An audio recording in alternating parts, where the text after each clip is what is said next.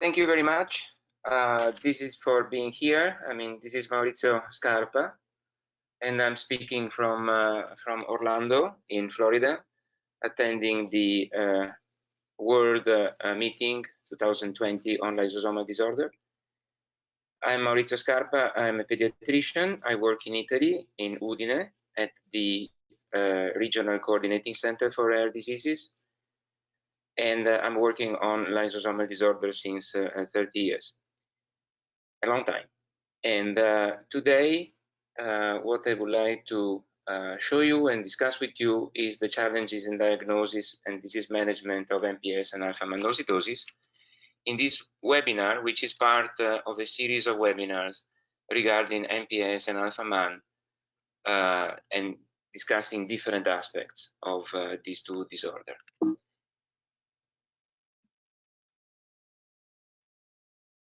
So Orlando is a very nice city. This is a meeting run by Chet Whitley, and it's the 16th edition. It's a meeting attended about 2,000 people, and the meeting is touching all the different aspects of pathophysiology and clinical and new therapies. And I will tell you a little bit later about the new things that have been said in these first 2 days.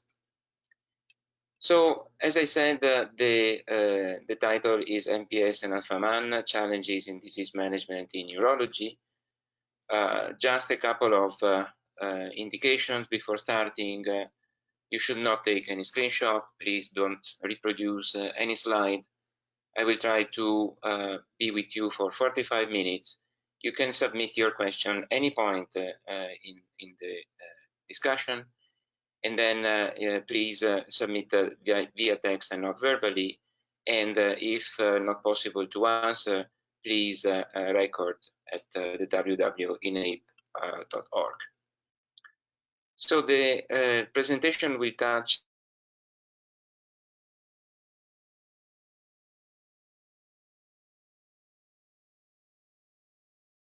major.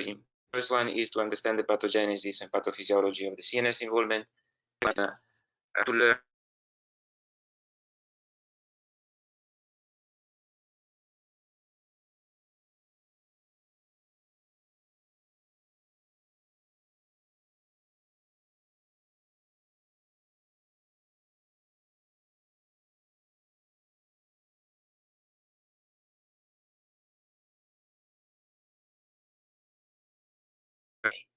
we have about 23,000 genes, and more than 13,000 are expressed in the human brain.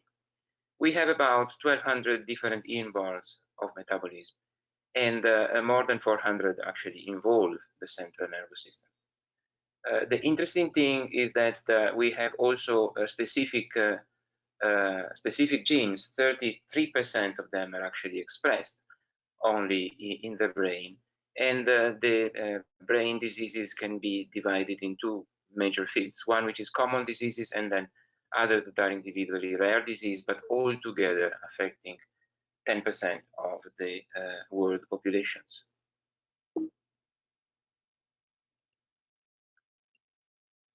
Rare diseases, you know everything about. I mean, they are a group of 6,000 disorders, about 10% of all the known human diseases.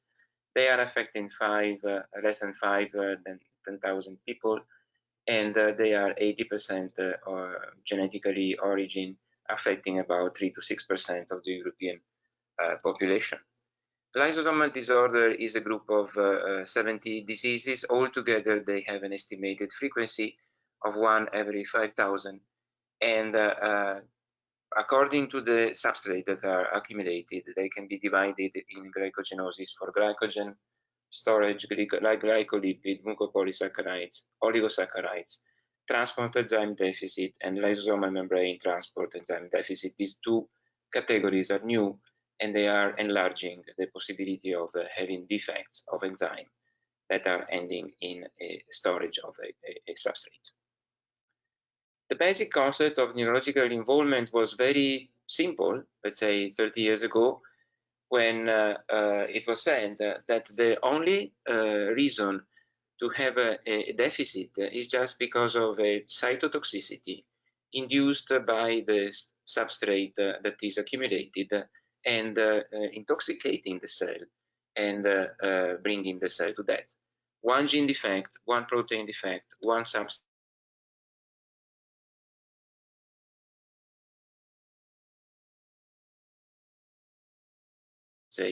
the substrate is accumulating, the cell is suffering, and the cell then is going to die. At that time, it was the only thing that we could know due to the scarcity of knowledge about these processes. But what we saw then is that if you see the organs that are accumulating, in this case, mucopolysaccharide like liver and spleen, you see that it is quite evident, the accumulation over time. But if you see the accumulation in the brain, these are slices of patient brains, you see that the accumulation is only in a minimal part, not inside the parenchyma, mostly in the choroidal plexus, and in the parenchyma you see just some vacuoles due to the hypertrophic lysosome. The accumulation of the substrate is in all organs, since the lysosome is in all cells of all organs beside the red blood cells, and 70% of patients have some CNS involvement. One thing that is linked to a CNS involvement is the accumulation of eparasulfate. If you see here, for example, in the MPSs, the eparasulfate is concentrated and you have neurological problems. So there is a strict dependence by the concentration of the eparasulfate and the neurological effect. And indeed, neurological involvement can be present in a severe form of MPS 1, MPS 2 in the severe form, in all the MPS 3 that are indeed accumulating only the eparasulfate, and the eparasulfate is present also in MPS 7. Why? Because the eparasulfate is responsible of a cycle of inflammation, and the eparasulfate, when it is accumulated, is generating a cascade of release of cytotoxin, TNF-alpha, and interleukins that are really producing a lot of inflammation, and for this reason, cell apoptosis. What is the effect of this? The effect of this is that in the brain of these patients, the neurons are actually atypic, and in all the different parts of the brain, what they have is an ectopic dendritogenesis, and inside these ectopic dendrocytes, there is a lot of accumulation of spheroid molecules rather than lysosomes, altered mitochondria that are altering the synaptic capacity and the vesicle formation. So the proposed model of cell death in LSDs is that you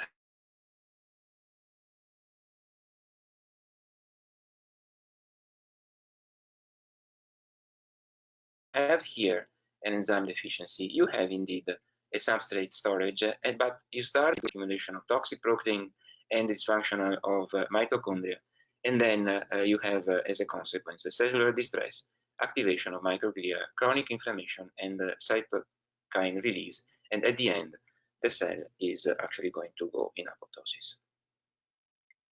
The clinical features in MPS and Alpha-man. The clinical feature is related to all the different signs and symptoms in MPS. You have MRI abnormalities, problems of hyperactivity, sleep disorder, cognitive problems, motor skill impairments, abnormal gait, swallowing difficulties, abnormal reflex, e.g. alteration and seizures.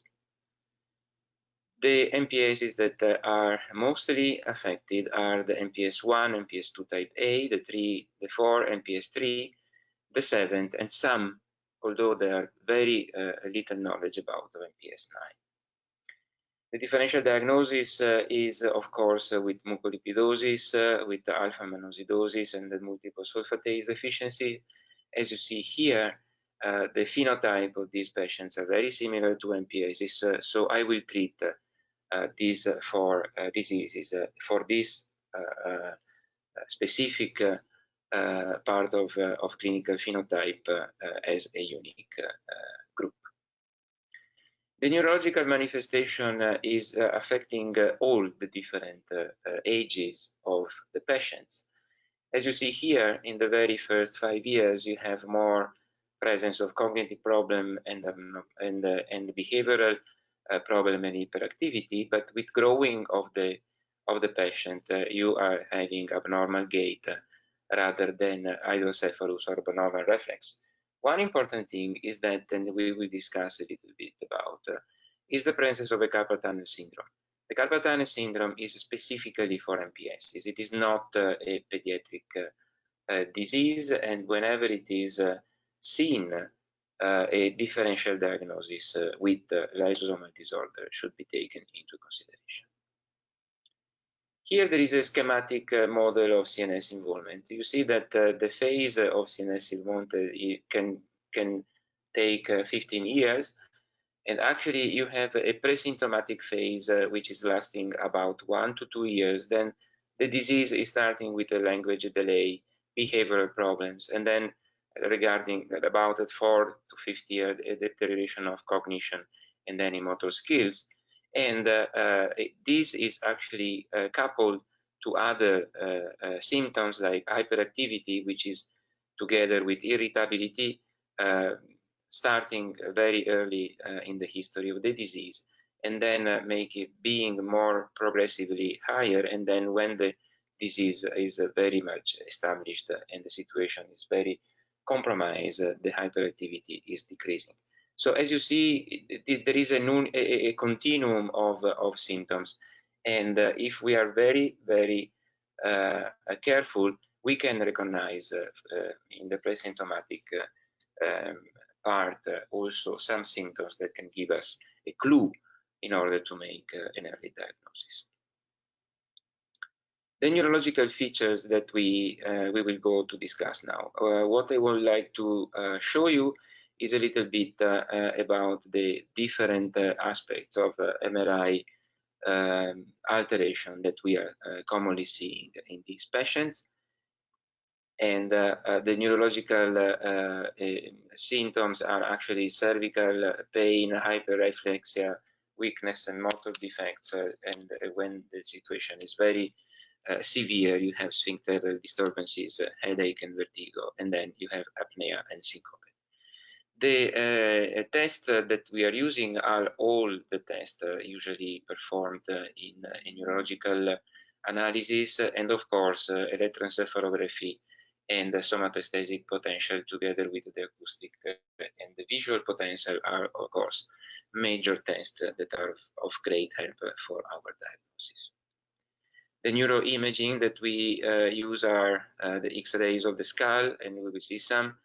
And then a patient needs to be evaluated also for the spine, because the spine is very much involved not only on an orthopedic but also as a neurological. And then, of course, we have CT scan and MRI in order to understand the parenchyma alterations. Let's analyze a little bit this kind of alteration. The first one that I want to discuss with you is the fact that it is typical of these patients to have enlarged perivascular vehicle Robin spaces that you can recognize here as spots, and sometimes they are like a bee's nest in the brain of these patients. These are due to infiltrated vascular spaces with gags. They are not related to the severity of the CNS. They are present also on patients that do not have CNS alterations, but in any case, they are an evidence of the alteration of the vascularization of the brain. Another important sign is the white matter abnormalities, which is especially surrounding the ventriculi, and these are due to microglia activation and reparation. It's a sort of repair event. Another important abnormality you see in the brain is actually the atrophy. The atrophy is according to the age of the patient. And of course, when there is atrophy, there is an enlargement of the CSF space and a substitution with CSF of the tissue that is lost, and you can have this kind of gigantic hydrocephalus and enlargement of the lateral ventricles in older patients. The ventricle peritoneal shunt is a therapy when you have an increased endocrinic pressure, and this is something that is important to study, because I mean, the endocrinic pressure is not very comfortable to diagnose in these patients, because it is very slow, it is not sudden, and it can be the cause of the irritability and sleep disorders. So the MRI is extremely important to do, and whenever there is a suspect of an endocrinic pressure, it is important to have a lumbar puncture in order to measure the pressure of these patients. Of course, the ventricle peritoneal shunt is a procedure which is routinely done in endocrinic hypertension, but it is not free from complication, which can be early or late complication, and you can have infections, bleeding, rather than bowel perforation and fistula. And in the late one, you can have the dysfunction of the system. Sometimes the pump is actually not working properly and need to be repaired. An important note is that in non-MPS patients, hydrocephalus is symptomatic, and the signs of intracranial hypertension are usually present: headaches, vomit, pressure alteration, papilledema. This is something that is very much helping normal children. But in MPS patients, these symptoms may not be present, because the hydrocephalus can be the result of increasing atrophy. The hydrocephalus can develop very slowly, and the symptoms may be very attenuated.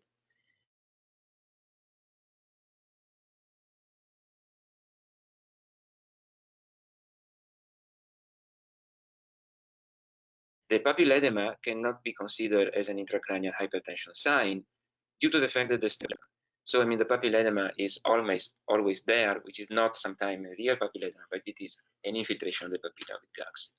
The shunt should be considered when there is a real ICH, and for knowing this, a lumbar puncture is often recommended. Another brain abnormality which is very typical of these patients, is the J-shaped of the sella turcica. Usually, the sella turcica is much more closer. Here you have an omega profile, and here then you have the hypophysis. This is a typical sign which is seen in most of the LSDs, and in particular in MPS. Another important sign that you can recognize in the MRI is the hyperostosis of the calvarian bones that you see here, and indeed these bones are much thicker. This is also indicative of an MPS and Alpha-man possibility. Another sign that has been found specific for the MPS is the closed meningoencephalo cell. The closed meningoencephalo cell is actually a protrusion of the brain that you can find in the anterior part of the brain, of the posterior fossa, and it is due to the softness of the bone in the very beginning of the life of these patients, and the CSF and the brain are actually protruding. And this is a very specific sign that has not been found in any other disease so far, and it is responsible of herniation of the brain, which need to be taken into consideration, especially when you are intubating the patient from the nose, because I mean, here there is the ethmoid bone, which is very, very fragile, and you can break it due to the fact that this is even more fragile due to the herniation of the brain. And if you see the basis of the skull of these patients, you see that there is a sort of erosion due to this closed meningoencephalo cell. This is something that is very typical, and when it is seen, the MPS diagnosis should be immediately searched for. Not only the brain and the skull are affected, but we have a lot of abnormalities in the spine. We have dural thickening, we have cervical stenosis, spinal cord myelopathy, atlanto-occipital assimilation, basilar invagination, dense dysplasia, vertebral abnormalities. All the different parts of the spine are actually affected. One important thing is the dural thickening and dense dysplasia. This is due to the accumulation of the GAG in the spine. You have here accumulation and a compression, a cervical compression, which is particularly present in MPS 4, MPS 6, and MPS 1, a little bit less in MPS 2 and MPS 3. But it becomes smaller and smaller, and surgery is most of the time required. As you can see here in the normal patient, the flow of the CSF is very much conserved. In the severe, you see that there is a compression of the cervical spine, which is also sometimes, most of the time, giving a myelopathy due to the fact that the CSF circulation is really affected. And you see here how it can be from a normal, also the diameter of the cervical spine after compression. So at the end, what you can have also is an invagination, so that in certain conditions, the cervical spine can be even more compressed by the movement of the patient. So for this reason, whenever we go to analyze this district, if you do an X-ray or if you do an MRI, you should do it in flexo extension position in order to see whether there is an invagination and a restriction of the cervical spine due to the movement. The therapy of this is actually surgery. You have to open the canal, and you have to make a cleaning of the position, and sometimes, especially in some very severe MPS 4 patients, the destabilization of the column is such that you need to fix. So this is something that is needed to be thought and done before the surgery itself. The main diagnosis in the craniocervical stenosis is, of course, the neural examination, and then the SCP of the median nerve, and then the MRI. And all of these are altered because the MRI we have seen about the neurological examination, you can have a vivacity of the reflexes, and the SLPs are abnormal. And the additional one test, you can use pulmonary function, because sometimes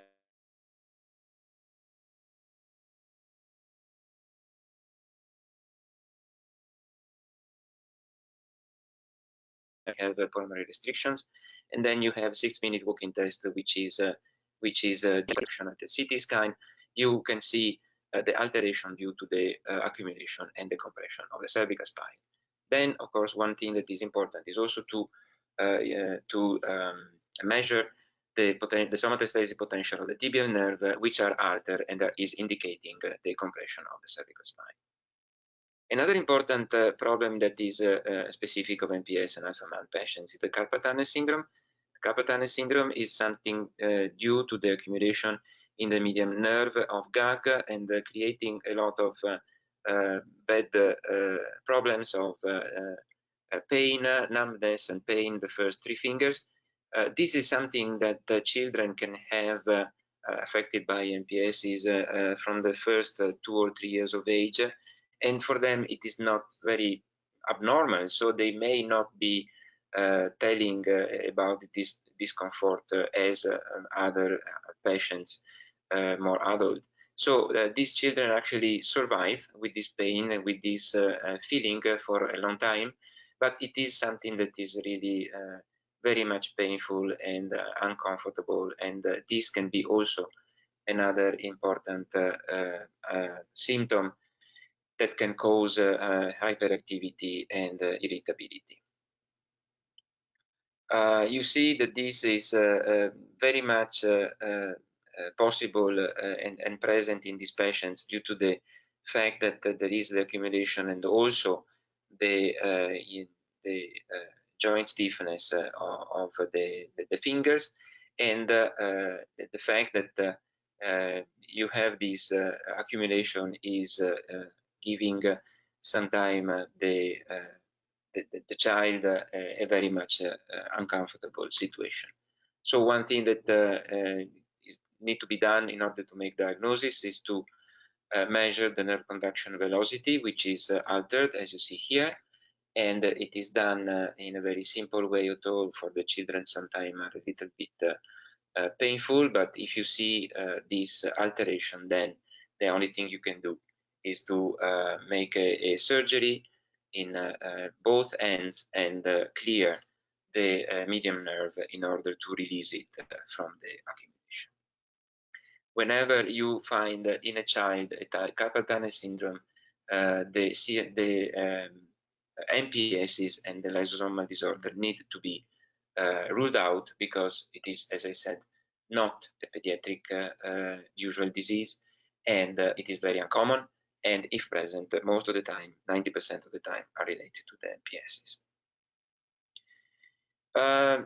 Not only these are the difficulties of these children with the CNS. I mean, as we said, we have, especially in the first couple of years, a lot of behavioral aspects that need to be taken into consideration. Hyperactivity, hyperorality, the lack of fear, the risk for themselves, the agitation, the aggression, and the abnormal social interaction, together with sleep disturbances, are major symptoms that can be seen in the first 3 years of life, and of course are the one that most of the time lead to a diagnosis of a severe phenotype. Here it's a table, and I will invite you to see it in the webinar on the website, which is linking the developmental, the behavioral aspect with brain manifestation. I think that this is a table that can be very useful in order to link the cognition in different MPSs, and when the plateau start to begin rather than the progressive deterioration. It is something that we should take into consideration in the analysis of the patients in the very first 6 to 7 years of age. Sleep disturbances is one of the first symptoms in these patients. The most problems is due indeed to neurological problems, and one important thing is that the accumulation is altering the expression of the circadian genes. We have documented that in MPSs and also on other diseases, and these circadian genes are actually giving the child a rhythm which is not normal. They are usually more sleepy in the afternoon rather than in the evening, and this can lead to a lot of distress in families. There is not much to do until we have an intrathecal ERT or a therapy crossing the blood-brain barrier, because it has been seen that whenever the steroid is actually clear, even the circadian genes are going back to normal. So by now, what we can do is actually to give some melatonin and different milligrams, and sometimes it is not working, not because the melatonin is not produced in the right concentration. Actually, the melatonin production is totally normal, but it's the rhythm of the melatonin production which is altered and leading to a sleep disturbance. Of course, this is one problem. Another problem in the severe CNS patients is seizures. This is particularly a symptom that is starting from the 4th to the 50 years of age. Seizures occur in 30% of the patients with MPSs. MPS 2 and MPS 3 are more prone to develop seizures, and the problem is due to the alteration in the synapses communication. This has been shown very clearly in animal models and in biopsies of brain patients, the synaptogenesis is altered, and for this we may have an additional problem due to the storage accumulation. An interesting observation that we did is that there are some patients particularly hyperactive and particularly agitated overnight. And if you do, as everybody should do, a polysomnography with the EEG, there is a particular nocturnal frontal lobe epilepsy, which is actually activated or generated or starting with the sleeping, which is present overnight and is giving an alteration of the EEG that whenever recognized can be with an ethosuximide corrected and ameliorating the behavioral and the sleep in these children. These children are behaving, these are 4 patients, and you see that the movement of the children are always the same. And whenever you see this rolling during night of this child, this may be what this child is affected with, and then with the polysomnography you can see this non-convulsive status and can be really very well treated. Early markers for CNS disease. There is a very nice paper some time ago by Maria Escolar recognizing 7 major clinical markers that are listed here, and we have partially discussed the behavioral difficulties, the increased activity, the sleep disturbance, the seizures, together with the preservative chewing and the inability to ball training and the inability to bladder training.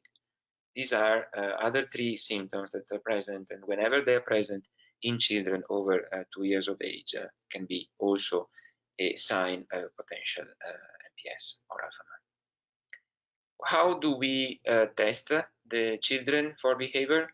There are different tests that are available worldwide, and these tests are important to be given at the right time. And with this test, you can follow the progression of the disease, and you can even activate some additional therapies like logopedy and behavioral therapy that to try to delay a little bit the onset of progression. And for older patients, you can have analysis of the IQ rather than memory and adaptive function, rather than attention and executive function and the visual spatial ability.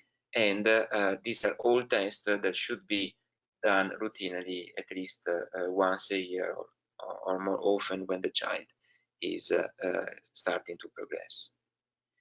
What about treatment?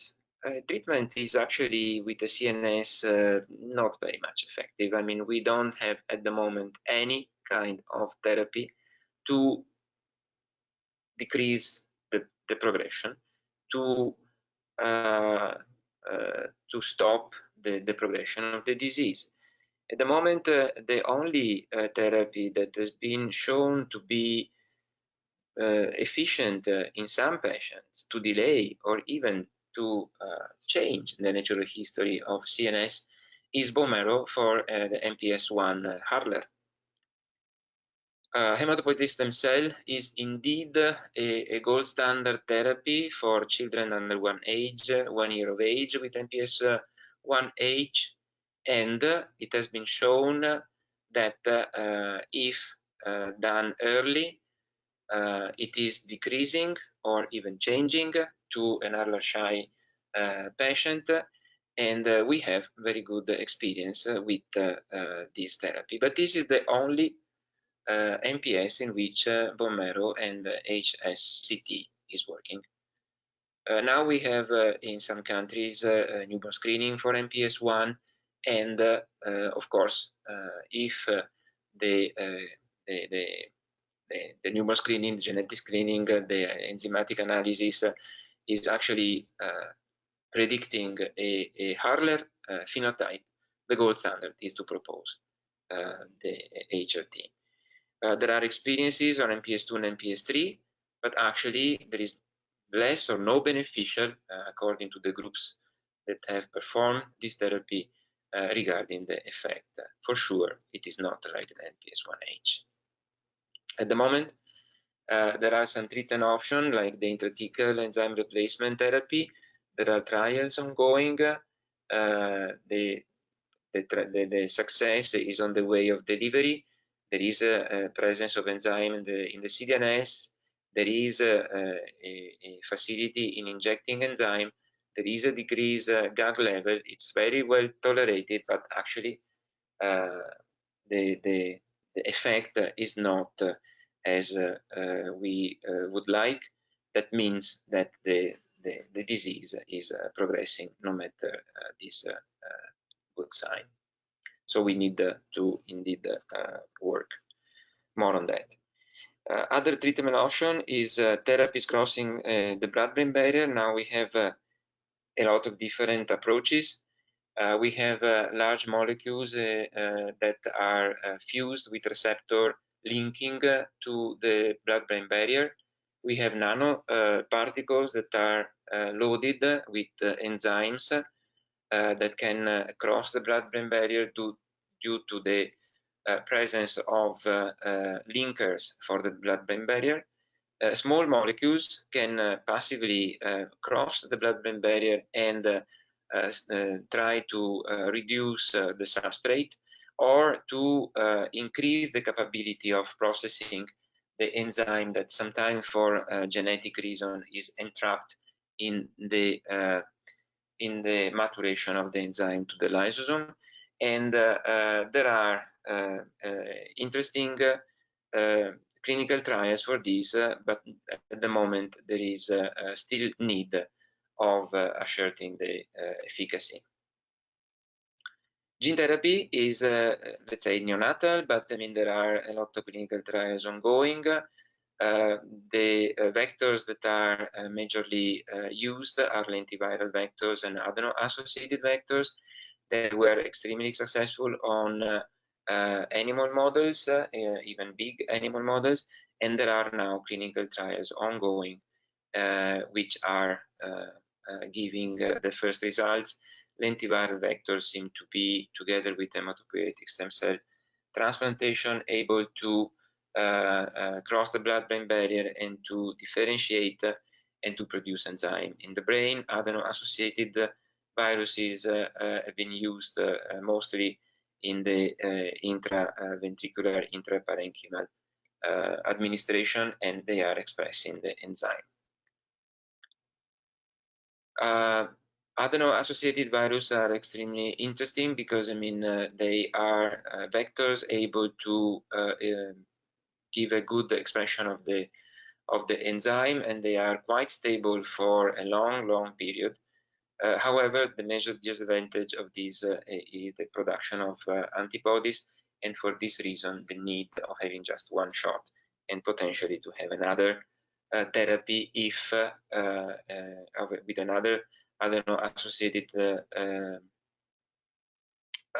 type if a second injection is forecasted. So now what I said is a little bit the structure of what the neurological problem can be seen in these patients. If you have any question, please write, and I can try to. So there is one question: is the papilledema a reliable sign of endocrinic hypertension? Well, in MPS, as I said, it is actually not a good sign. The papilla is infiltrated with the GAG storage, and for this reason, it is always more gray than the normal, and it is a little bit more inflated or edematosus. So it is not really a very good sign to link to endocrinic hypertension.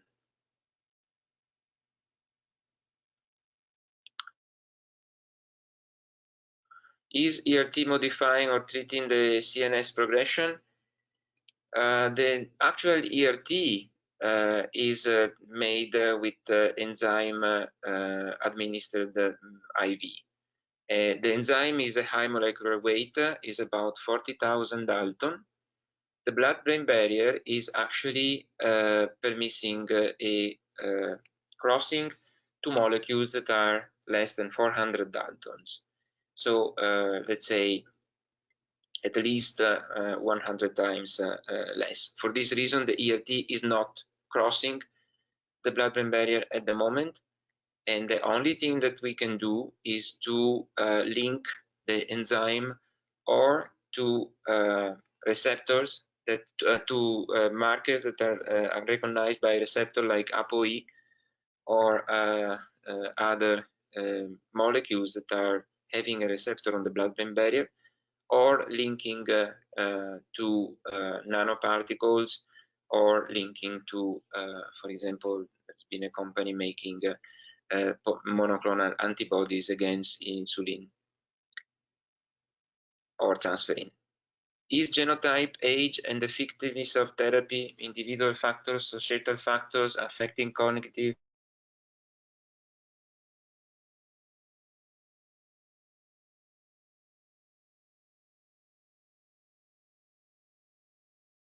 outcomes? Well, this is a big question. I mean, genotype direct. Of course, if the gene contains long deletions or stop codons, can predict a severe phenotype. The age is sometimes important also to predict phenotype. In the absence of other cases in the family, the sooner you diagnose the disease, the most probable the severity of the disease is big. Because, I mean, of course, if you have a patient which can be recognized in the first couple of years, in the first year, it means that he does or she does have a severity which is evident. Individual factors, societal factors, well, of course, I mean, being autosomal recessive, with exclusion of the MPS 2, which is X-linked, the fact that there is consanguinity can also be an important role. How do you define CNS disease? Can you predict which type will develop? Also, this is a very good question. Thank you. Well, to define the CNS disease is actually not so easy. Of course, hyperactivity and sleep disturbances in very early age is, of course, predicting a severity of CNS. And for this reason, if you remember the slide that I was showing, the presence of hyperactivity, sleep disturbances, persistence of chewing, and incapability of training, sphincterial training, are all signs that are actually prone to be in a severe patient. Is cognitive performance influenced by behavior, sleep disturbance, and somatic manifestation? You're making difficult questions. Of course, the cognitive performance can be indeed giving alteration to cognitive performance. What these children, of course, have is a disturbed sleeping, hyperactivity. Sometimes they are having also acoustic problems, so they are deaf, and when they are sleeping, they never go to the REM phase, so the sleep is totally disturbed, and for this reason they are under stress continuously. And this is, of course, giving also the cognitive performance altered. And so this is why we should take care very much about behavioral and sleep disturbance. Can GAG accumulation give rise to inflammation like arthritis? GAG or any other substrate can indeed accumulate and give inflammation, but this is not a typical inflammation like in rheumatoid arthritis.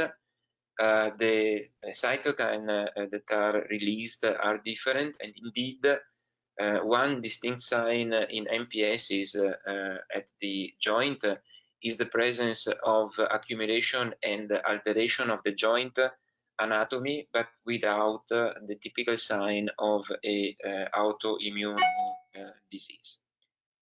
So it is giving inflammation, but not autoimmunity in the joint.